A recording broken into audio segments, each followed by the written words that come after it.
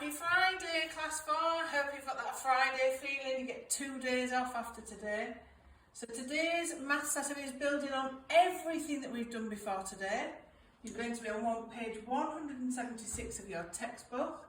And this is our starting question. It says, each train ticket from London to Middlesbrough costs £116. Not that you can go anywhere on a train right now, but normally it would cost £116. How can we find the cost of 6 of these tickets from London to Middlesbrough? So pause the video and I want you to have a go at solving that. Okay, right, so the sum that you should have worked out was 116 times 6. Wow, did any of you actually manage to solve that? Because that's a really tough sum.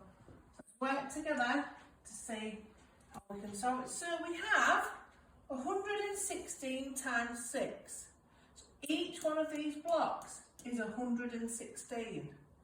If I use counters to show you, I have 110 and 6. Each one of these strips is 116. I have that 6 times. Okay?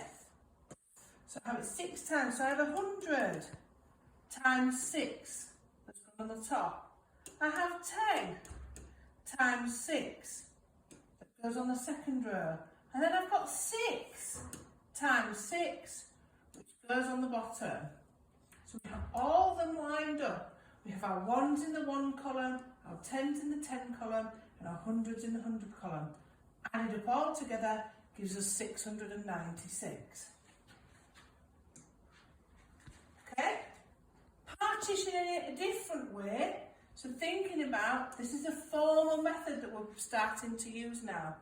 So we're looking at focusing on the 1s first. Okay? So 6 times 6 is 36. You can see we've got a 3 here because we've got 3 10s that are extra. So we're going to put them in our 10s column and we write 36. Okay? So then we're going to move on to multiplying our 10s. Okay? We've got 110. So we're going to do 110 times 6, which gives us 6, yes? But then we've got to add the 3 back on. So 6 10s and 3 10s make 9 10s altogether.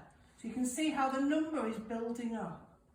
If you need to write them underneath each other so that you don't get confused, do that like we've done it before. That's absolutely fine. So then we're looking at our hundreds now. So we're timesing our 100, so we've got 100 times 6. So 100 times 6 is 600. So our answer, 696, the same as before. Here's a different one that I want you to have a go on your own, using either one of those methods, whichever one you feel comfortable with. So 8 times 512. So have a go at that, pause the video, and then we'll come back together. Okay, well done. Let's see what answer you should have got. So, all these 512s, look. 8 lots of 512. 8 times 500, which gives us 4,000. We practiced multiplying by hundreds earlier on in the week. 8 times 10, which is 80. 8 times 2, which is 16. So to work it out, look, there we go. There's your 8 times 2, multiplying the 1s. There's your 8 times 10, multiplying the 10s. Here is your 8 times your hundreds, so 8 times 500. Add it all up to get 6, 9, that's a 4,096. Okay?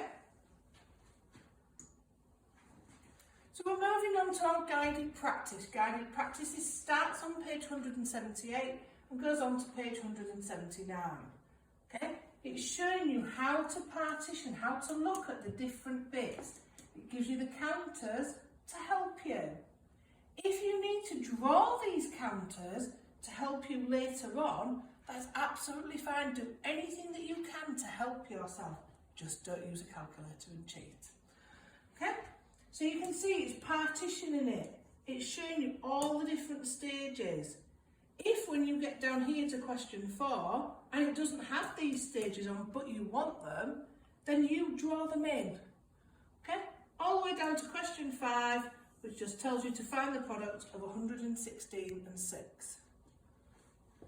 Then you need to move on to worksheet 10, which starts on page 117. Very similar to your guided practice, breaking it down into the different steps, adding all the numbers together. Breaking it down, adding it together. On the next page, setting it out, it's the same thing. You're still breaking it down, you're just setting it out more formally. Have a go, think about the ones come first, then the tens, then the hundreds. And then down here we've got 10 sums for you to practice. You need to set them out whichever way gets you the right answer. Okay? Happy mathsing, and I'll see you on Monday.